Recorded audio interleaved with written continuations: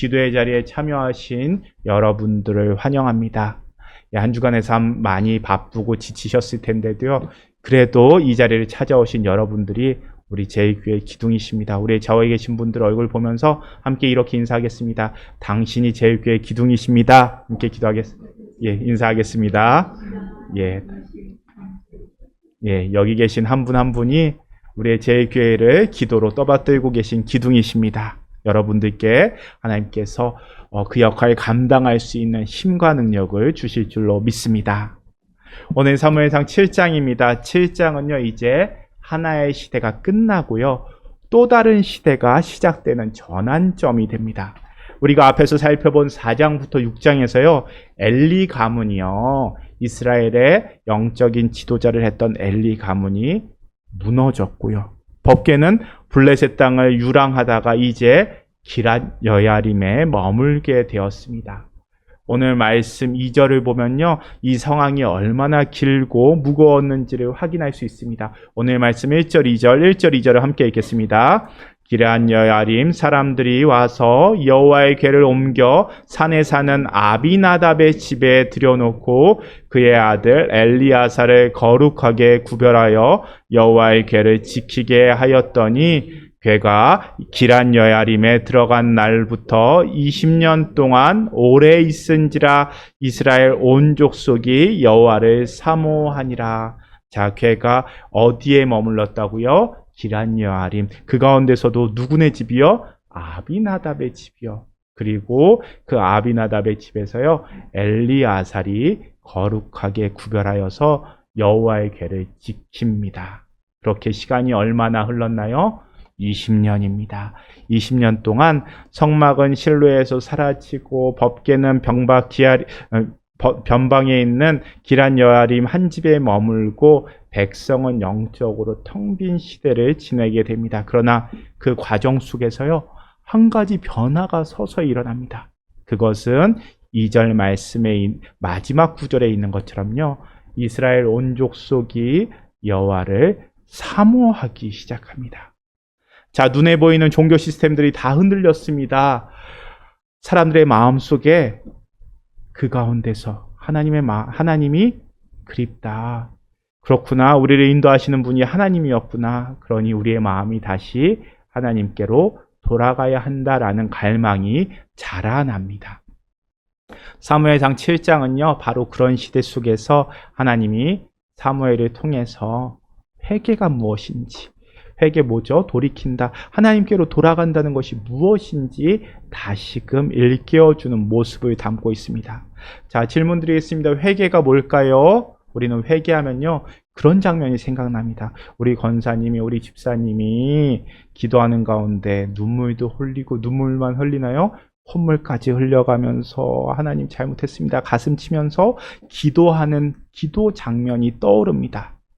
그런데 그렇게 한참 기도하고 아픈 마음과 다시는 그러면 안 되겠다고 결단하면서 기도의 자리를 일어서지만 이제 교회 문 밖을 나가면서 회개가 거기서 끝나는 경우가 많습니다.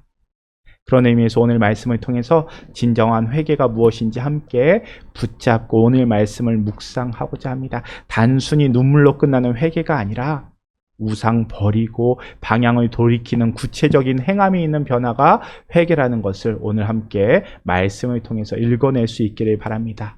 오늘 말씀 3절과 4절 함께 읽겠습니다. 사무엘이 이스라엘 온 족속에게 말하여 이르되 만일 너희가 전심으로 여호와께 돌아오려거든 이방 신들과 아스다롯을 너희 중에서 제거하고 너희 마음을 여호와께로 향하여 그만을 섬기라. 그리하면 너희를 블레셋 사람의 손에서 건져내시리라. 이에 이스라엘 자손이 바알들과 아스다롯을 제거하고 여호와만 섬기니라. 자, 사무엘이요, 이스라엘 온 족속에게 말합니다. 너희가 전심으로 진심으로 여호와께 돌아오려거든 이방 신들과 아스다롯을 너희에게서 제거하고 너희의 마음을 여호와께로 향하여 그만에 여호와만을 섬기라 선포합니다. 여기서요, 여호와께로 돌아오라라는 표현은 우리한테 익숙하죠. 구약 성경에서 회개하라, 회개를 가르치는 관용적인 표현입니다. 그러니까 물리적으로 여호와께 돌아와라, 성막으로 돌아와라, 교회로 돌아오라는 뜻이 아니라 회개하라, 너의 마음을 돌이키라 요청하는 겁니다. 마음만 돌이키는 게 아니라 삶의 방향을 바꾸어서 회개하라는 의미입니다. 그런데 사무엘이요, 회개의 방법으로 3가지를 구체적으로 설명을 합니다. 첫 번째는요, 3절이죠. 이방신들과 아스다롯 제거하라고 합니다. 먼저 눈에 보이는 카베드, 내 마음의 중심을 두었던 그것들부터 먼저 제거하라는 겁니다. 그리고 두 번째는요, 마음의 방향을 돌리라고 말하죠. 어디로 돌리라고 하나요? 마지막 3번째죠. 여호와께로. 그만을 섬기라. 그러니까 섬김의 대상을 다시 한번 정확하게 정하라는 겁니다. 너희들 카베드를 두어야 할 곳 점검하라는 겁니다. 여기서 중요한 것은요, 회개가 감정이 아니라 행동이라는 겁니다. 우리 기도하다 보면요, 앞에서 말씀드린 대로 눈물 납니다. 특별히 기도를 깊이 들어가다 보면요, 하나님, 하나님 부르면서 아버지, 아버지 부르면서 시작된 기도가 내 모습 돌아보게 만듭니다. 하나님 앞에서 내 모습 돌아볼 때 나의 모습 어떤 모습이었습니까? 죄된 나의 모습 돌이키면서 눈물로 회개하는 기도를 합니다. 그런데 오늘 말씀에서 보여주는 회개는요, 하나님 죄송합니다, 하나님 잘못했습니다 라는 눈물의 고백으로 회개가 끝나는 것이 아니라는 것을 이야기해 줍니다. 회개는요, 반드시 내 마음속에 하나님이 계셔야 하는 자리에 자리 잡고 있는 그 우상들 치워내야 하고요, 내 삶의 방향 돌이키고 섬김의 대상을 바꾸는 행동으로 이어져야 합니다. 우리 잠시 사무엘상 말씀 손가락 껴놓고요, 시편 65편, 시 65편 1절 말씀 1절만 함께 읽어볼게요. 시편 65편입니다. 자, 시 65편이요, 847쪽입니다. 자, 함께 읽겠습니다. 하나님이여, 찬송이 시온에서 주를 기다리오며 사람이 서원을 주께 이행하리이다. 아멘. 하나님이여, 찬송이 시온에서 주를 기다리오며 라고 시작이 됩니다. 그런데 이 말씀 이렇게 번역도 좋지만요, 원어로 읽으면요, 더 멋진 고백을 담고 있습니다. 이 말씀 원어로 직역하자면요, 하나님, 침묵이 곧 기도입니다 라고, 침묵이 곧 당신을 위한, 하나님을 위한 기도입니다 라고 시작됩니다. 침묵이 곧 당신을 위한 기도입니다. 시온에서 사람이 서원을 주께 이행하리이다 라고 직역할 수 있습니다. 그러니까요, 침묵, 주님 앞에서 잠잠히 침묵을 지켜내는 것이 곧 기도라는 고백입니다. 잠잠한 가운데 하나님 앞에 내 모습 돌아보고 결심하는 것, 결단하는 것들이 실제로 삶으로 행해지는 것, 그것이 바로 기도라는 의미를 담고 있습니다. 이 원리가요, 회개에도 적용이 됩니다. 하나님 죄송합니다 라고 말만 하고 눈물 흘리고 끝나면요, 그것은 회개의 시작일 수 있지만 회개의 완성은 아니라는 겁니다. 참된 회개는요, 끊어내야 할 관계를 끊고 치워야 할 우상들 치우고요, 바꿔야 할 내 삶의 습관들 실제로 바꾸는 자리까지 나아가야 합니다. 사무엘의 설교가요, 바로 그런 실제적인 신앙을 우리에게 보여주고 있는 겁니다. 자, 다시 손가락 껴놨던 우리 사무엘상으로 돌아와서요, 4절 말씀 보면요, 이제 이스라엘 자손이 어떻게 합니까? 바알과 아스타롯을 제거하고 하나님만 섬기겠습니다 라고 고백합니다. 그런데요, 4절의 첫 시작인 이해라는 접속사가 중요합니다. 그러니까 이스라엘 백성들이 어떻게 했다는 겁니까? 사무엘이 선포하는 3절에서 사무엘이 선포하는 하나님의 말씀을 듣고, 그 말씀 듣고 그렇게 하기로 했다는 겁니다. 그러니까 성경을 읽다가 성령님이 우리 마음속에서 풀어주시는 말씀을 듣고 내 마음속에 세상의 신 아스다롯, 그러니까 돈과 지위와 커리어에 대한 집착 내려놓고 내 삶의 모습 돌이켜서 실제로 행했다는 겁니다. 강단에서 선포되는 말씀을 듣고 내 스마트폰 속에 있는 우상 정리했다는 겁니다. 그러니까 성령님께서 내 마음 가운데 조명하려 들려주시는 말씀을 듣고 내 안의 우상을 내려놓는 일을 실제로 행했다는 겁니다. 그러니까 회개는요, 눈물이 아니라 행하는 모습으로 이어져야 회개라는 겁니다. 자, 이렇게 이스라엘이 여호와를 사모하면서 먼저 회개하고 우상을 제거하는 모습, 그러니까 삶의 방향이 전환되는 한 발 한 발을 걸어 나가기 시작합니다. 그런데 사무엘은요, 여기에서 한 걸음 더 이끌어 줍니다. 우리 이어지는 5절과 6절, 5절 6절도 함께 읽겠습니다. 사무엘이 이르되 온 이스라엘은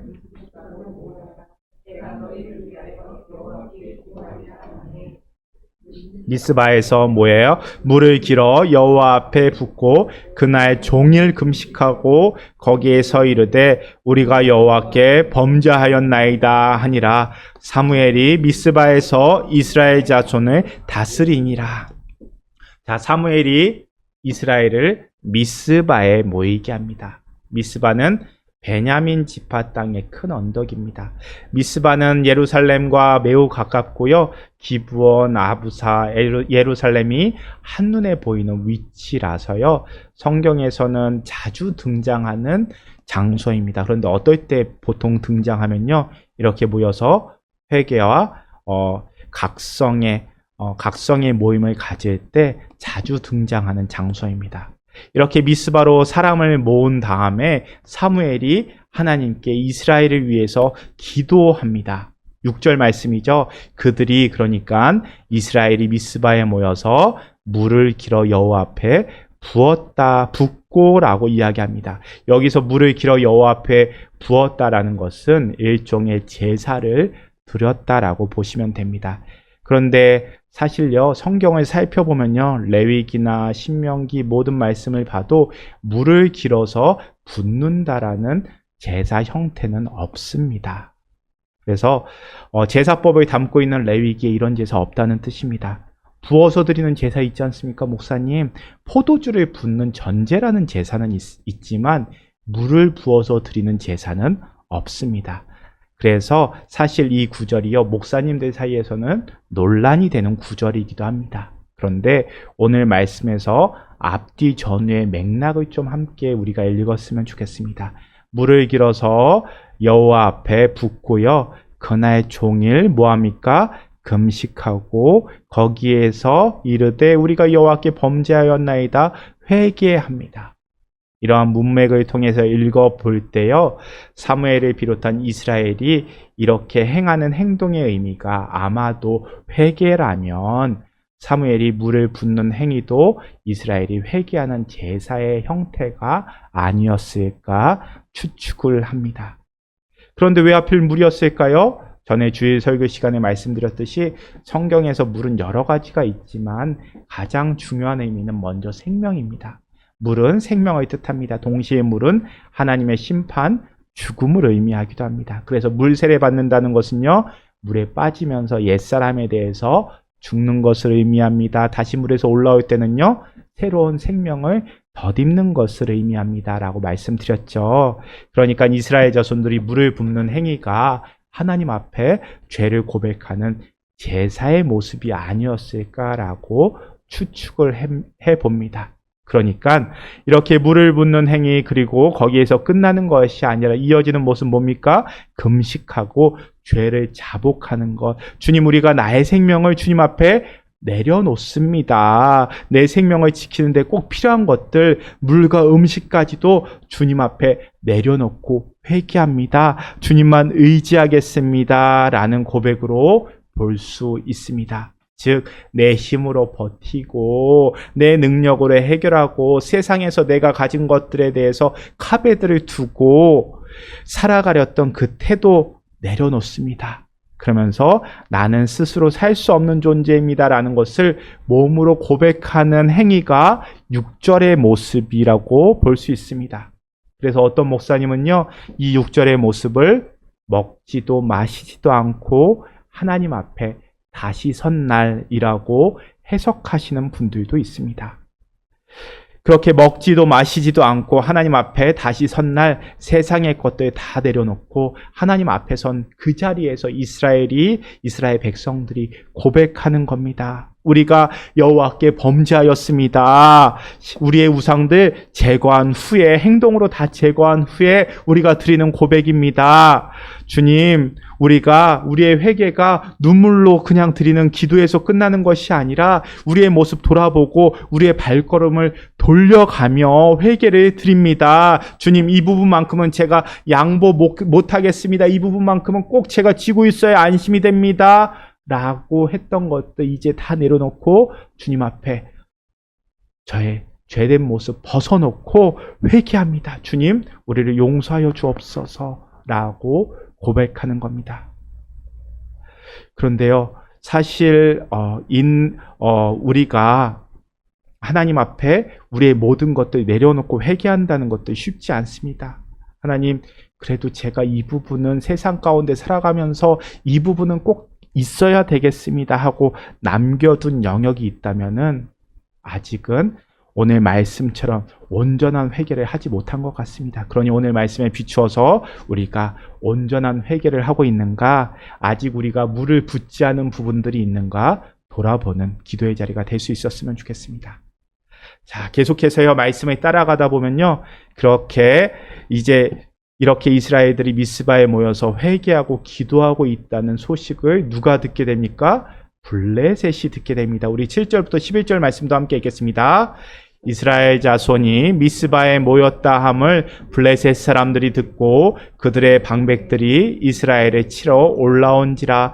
이스라엘 자손들이 듣고 블레셋 사람들을 두려워하여 이스라엘 자손이 사무엘에게 이르되 당신은 우리를 위하여 우리 하나님 여호와께 쉬지 말고 부르짖어 우리를 블레셋 사람들의 손에서 구원하시게 하소서 하니, 사무엘이 젖먹는 어린 양 하나를 가져다가 온전한 번제를 여호와께 드리고 이스라엘을 위하여 여호와께 부르짖음에 여호와께서 응답하셨더라. 사무엘이 번제를 드릴 때에 블레셋 사람들이 이스라엘과 싸우려고 가까이 오매 그날에 여호와께서 블레셋 사람에게 큰 우레를 발하여 그들을 어지럽게 하시니 그들이 이스라엘 앞에 패한지라. 이스라엘 사람들이 미스바에서 나가서 블레셋 사람들을 추격하여 백갈 아래에 이르기까지 쳤더라. 자, 이스라엘 사람들이요, 미스바에 모여서 하나님 앞에 제사 드리고 회개합니다. 그 소식을, 그렇게 이스라엘 사람들이 모였다함을 듣고 그들의 블레셋의 방백들이 이스라엘을 공격하러 올라옵니다. 우리 이 장면 기억이 나죠? 어디서 봤던 것 같은 장면이죠? 앞에서 봤죠? 엘리 시대에 블레셋과 전쟁을 준비하는 모습과 비슷한 모습입니다. 그런데 큰 차이가 한 가지 있습니다. 이전 엘리 시대에는요, 하나님께 묻지 않고요, 전쟁 전에는 물론 전쟁에서 패한 후에도 회개하지도 않았습니다. 그리고 그저 하나님의 법궤를 전쟁의 부적처럼 사용했습니다. 그런데 이번에는요, 이스라엘의 반응이 다릅니다. 이스라엘 백성들이 사무엘에게 말합니다. 8절 말씀이죠. 자, 블레셋 사람들이 몰려온다는 소식을 듣고 뭐라 그럽니까? 이스라엘 자손이 사무엘에게 이르되 당신은, 여기서 당신은 누굽니까? 사무엘이죠. 당신은 우리를 위하여 우리 하나님 여호와께 쉬지 말고 부르짖어 우리를 블레셋 사람의 손에서 구원하시게 하소서. 구원합니다. 뭘 청하는 겁니까? 기도해달라고 요청하는 겁니다. 엘리 시대에는 전쟁에서 지고 있는 상황에서 그저 우리 법궤 어디 있어? 그거 갖고 오면 우리 이길 거야 라고 생각한 것이 전부였는데, 이번에는 하나님께 부르짖어 기도해달라고 요청하는 겁니다. 이전에는 패배한 후에 문제가 터진 뒤에야 인간적인 해결책을 찾고 그나마도 마지막에 하나님 찾는 것도 아니고 하나님의 법궤를 부적처럼 들고 왔을 뿐인데, 지금은 문제 앞에서 곧바로 누구를 찾습니까? 하나님을 향하는 겁니다. 뿐만 아니라 사무엘의 반응도 다릅니다. 9절 말씀, 9절 다시 한번 읽겠습니다. 사무엘이 젖먹는 어린 양 하나를 가져다가 온전한 번제를 여호와께 드리고 이스라엘을 위하여 여호와께 부르짖음에 여호와께서 응답하셨더라. 아멘. 자, 여기서 순서를 잘 봐야 합니다. 먼저 무엇을 했습니까? 하나님 찾았습니다. 하나님께 번제를 드립니다. 그것도 온전한 번제를 드립니다. 그리고 그 다음에 부르짖습니다. 기도했다는 뜻입니다. 전쟁에서 이기게 해달라고 구했다는 뜻입니다. 그리고 그 후에 전쟁에 임합니다. 그러자 어떻게 하십니까? 마지막 말씀이죠. 9절 마지막 말씀이죠. 여호와께서 응답하십니다. 하나님께서 싸우셨다는 뜻입니다. 그래서 10절을 보면요. 하나님께서 먼저 큰 우레를 바라며 전쟁에 간섭하십니다. 전쟁을 이끌어 가십니다. 이렇게 하나님의 백성이 행하는 전쟁의 모습은요. 전쟁의 시작은 전략을 짜는 회의가 아니라 제사이고 부르짖음이라는 것, 예배이고 기도라는 것을 우리에게 말해주는 겁니다. 우리 10절 말씀 10절 다시 한번 읽겠습니다. 사무엘이 번제를 드릴 때 블레셋 사람이 이스라엘과 싸우려고 가까이 오매 그날에 여호와께서 블레셋 사람에게 큰 우레를 발하여 그들을 어지럽게 하시니 그들이 여호와 앞에 패한지라. 자, 여기 10절 말씀 보면요. 여호와께서 블레셋 사람에게 큰 우레를 발하였다라고 설명합니다. 성경에서 우레는요, 단순한 자연현상이 아니라 하나님께서 임재하실 때 사용하는 관용적인 표현입니다. 우리 잠깐 사무엘상 말씀 손 껴놓고요. 출애굽기 19장 16절 말씀 읽도록 하겠습니다. 출애굽기 19장 16절 말씀. 출애굽기 19장 16절 110쪽에 있습니다. 찾으셨어요? 16절부터 19절까지 함께 읽겠습니다. 셋째 날 아침에 우레와 번개가 빽빽한 구름이 산 위에 있고 나팔 소리가 매우 크게 들리니 진중에 있는 모든 백성이 다 떨더라. 모세가 하나님을 맞이하려고 백성을 거느리고 진에서 나오매 그들이 산 기슭에 서 있는데 시내산에 연기가 자욱하니 여호와께서 불 가운데 거기 강림하심이라. 그 연기가 옹기 가마 연기같이 떠오르고 온 산이 크게 진동하며 나팔 소리가 점점 커질 때에 모세가 말한즉 하나님이 음성으로 대답하시더라. 자, 이 장면이 무슨 장면입니까? 이스라엘 백성들이 시내산에서 하나님을 뵙기 위해서 올라갑니다. 하나님이 임재하시는 모습을 출애굽기에서 어떻게 표현합니까? 16절이죠. 우레와 번개와 빽빽한 구름이 산 위에 있었고. 자, 이렇게 우레와 번개는 하나님의 임재를 알리는 표현입니다. 우리 조금 더 넘겨서요. 시편 18편도 함께 찾아볼게요. 시편 18편 11절부터 13절까지의 말씀입니다. 시 18편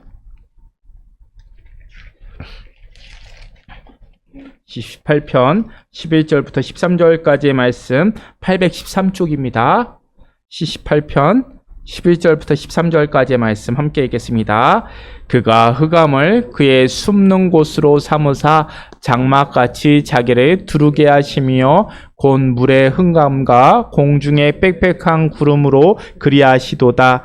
그 앞에 광채가 말미암아 빽빽한 구름이 지나며 우박과 숯불이 내리도다. 여호와께서 하늘에서 우레소리를 내시고 지존하신 이가 음성을 내시며 우박과 숯불을 내리시도다. 자, 이 시편에서 시편의 말씀에서도요. 하나님의 음성이 들리기 전에 우레소리가 나타나죠. 그러니까요. 성경에서 특별히 구약 성경에서 우레는 하나님의 임재를 알리는 표현입니다. 자, 우리 다시 사무엘상으로 돌아올게요. 사무엘상으로 돌아와서 10절에서 그날에 여호와께서 블레셋 사람들에게 큰 우레를 발하셨다는 것은 하나님께서 그 전쟁의 자리에 임재하셨다는 겁니다. 다시 말해서 하나님이 직접 싸우셨다는 것을 표현하고 있는 겁니다. 이전 전쟁과는 명확한 차이가 바로 이것입니다. 하나님께서 싸우셨다는 겁니다. 자, 엘리 시대에는요, 사무엘을 통해서 하나님의 말씀이 다시 들리기 시작합니다. 그렇게 하나님의 말씀이 들리자마자 기고만장해서 블레셋과의 전쟁을 이스라엘이 먼저 시작합니다. 하나님께 묻지도 않았습니다. 그저 자신들이 할 수 있는 최선의 방법을, 최고의 전략을 짰습니다. 그렇게 전쟁 시작했지만 결과는 어떻습니까? 크게 패합니다. 그렇게 한번 패했으면은 하나님께 우리가 어떻게 해야 합니까? 좀 한번 기도도 하고, 또 우리가 잘못했습니다. 우리가 하나님의 뜻을 묻지도 않고 전쟁했습니다. 한번 기도해보고 제사 드릴 만도 한데 그렇게 하지 않습니다. 그렇게 패한 후에 어떻게 합니까? 그저 하나님의 궤를 부적처럼 사용합니다. 우리가 이 하나님 궤 들고 가면 우리가 이길 거야. 하나님께서 이 궤가 있는 곳에서 임재하셔서 우리를 대신해서 싸우실 거야. 착각합니다. 그 결과 이스라엘은요, 더 큰 패배를 경험하게 됩니다. 반면 오늘 말씀에서 보여주는 사무엘 시대는요, 전쟁에 앞서 먼저 자신들의 우상을 제거합니다. 회개했다는 겁니다. 이스라엘이 스스로 하나님의 자리를 채우고 있었던 세상의 것들을 제거했다는 뜻입니다.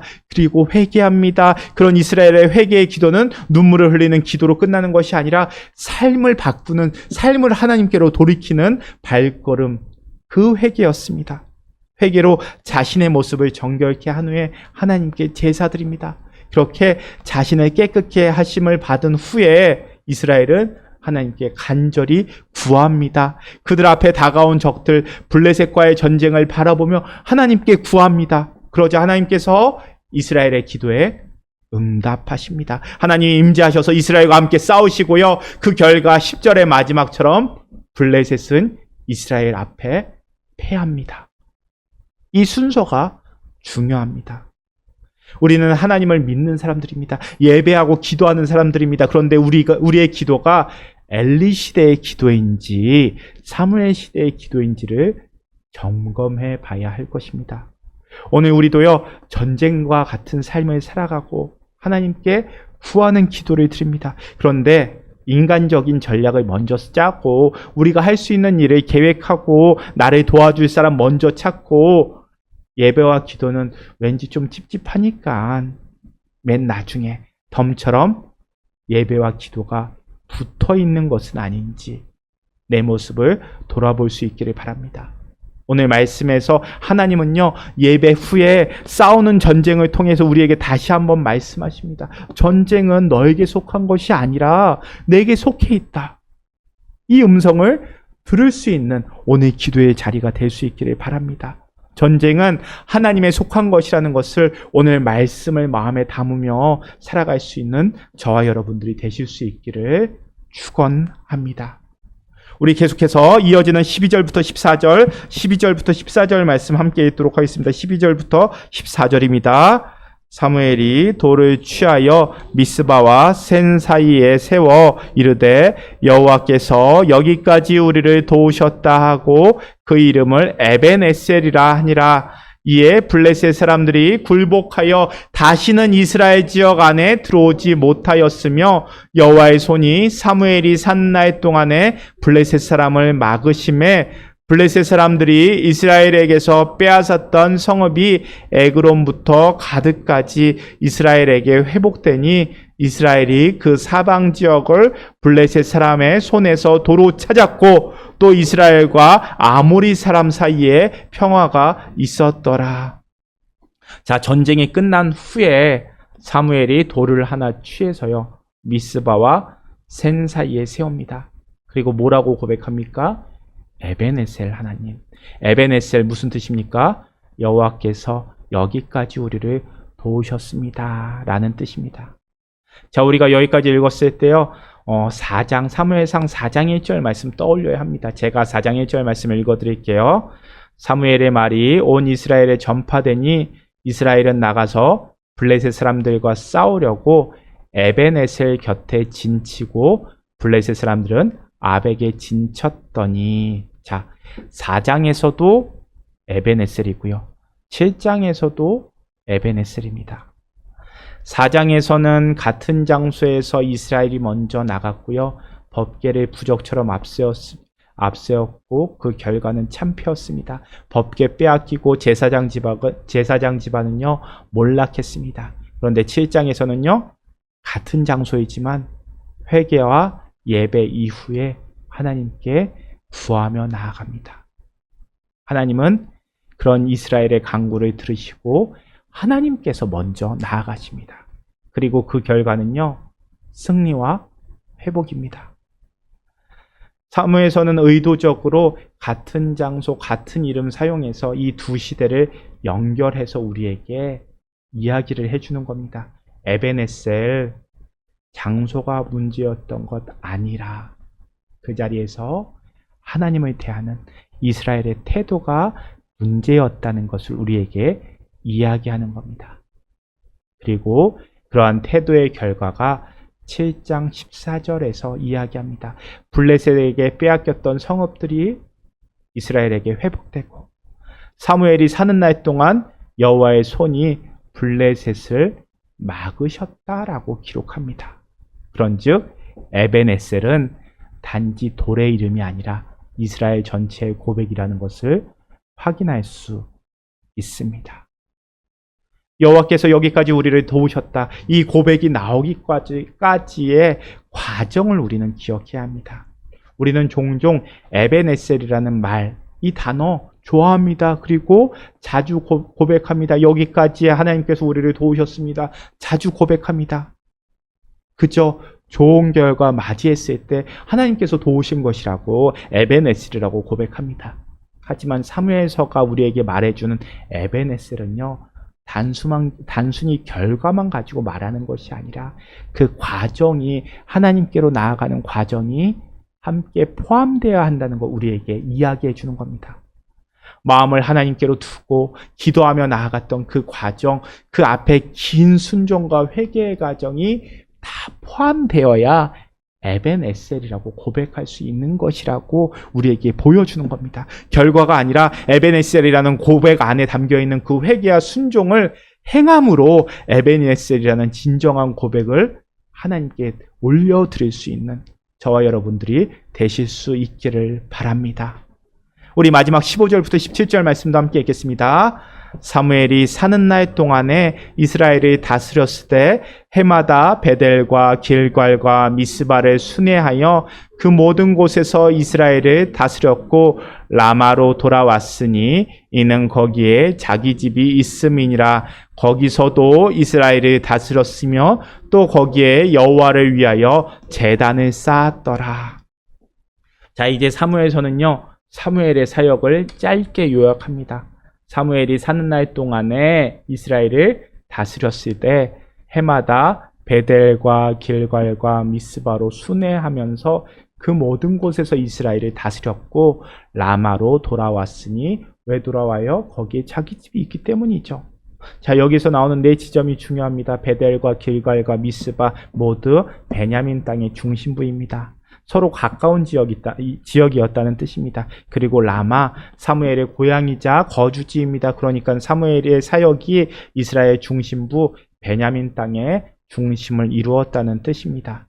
거기서도 여호와를 위하여 제단을 쌓았더라. 즉 회개의 역사, 에베네셀의 승리가 한 번의 감동적인 집회로 끝나는 것이 아니라 사무엘의 일상적인 사역들, 반복적인 재판과 말씀 선포가 계속해서 이루어졌다는 뜻입니다. 예배와 제사, 회개가 지속적으로 이루어졌다는 뜻입니다. 그러니까요, 회개는요, 특별 집회 한 번으로 끝나서는 안 된다는 뜻입니다. 미스바의 눈물, 에베네셀의 감동이 베델과 길갈과 미스바를 돌면서 그리고 라마의 일상 가운데서 계속해서 이루어졌다는 뜻입니다. 우리는요, 연약하기에 회개하고 완전한 모습으로 살 수 없습니다. 쉽게 죄에 빠질 수 있다는 것 인정하고요. 항상 하나님 앞에 바로 서는 모습, 하나님 앞에 바로 설 때 우리의 죄된 모습 볼 수 있고요. 그 죄된 모습 인정하고 회개하는 일들, 그 일들이 지속적으로 이루어져야 합니다.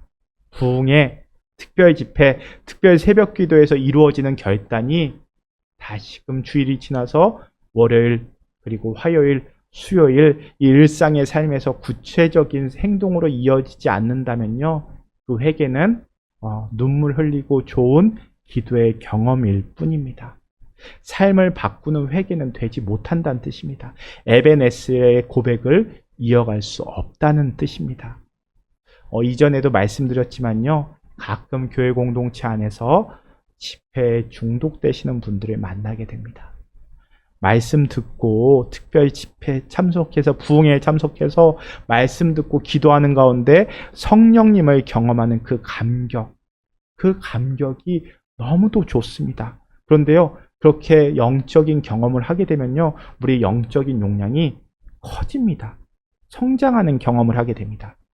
그런데 중요한 것은요, 그렇게 집회에서 성령님 체험하고 하나님과의 만남을 이루었다면요, 깊은 기도의 단계에 다다랐다면은 그렇게 커진 영적인 용량을 말씀으로 채워 넣어야 합니다. 그래야지 그 커진 영적 용량이 유지가 됩니다.